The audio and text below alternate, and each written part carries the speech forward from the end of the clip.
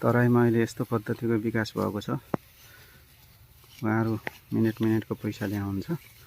यस्तोलाई घन्टे खेतारा भनेर भन्छ। घन्टा गनेर खेत रोप्ने धान काट्ने गर्नुहुन्छ उहाँहरूले। यति उहाँहरूको काम गराइ कति फास्ट छ हेर्नुहोस्। मिनेटको पैसा दिनुपर्ने भएकोले उहाँहरूले यति फास्ट गर्नुहुन्छ मेसिनको तालमा।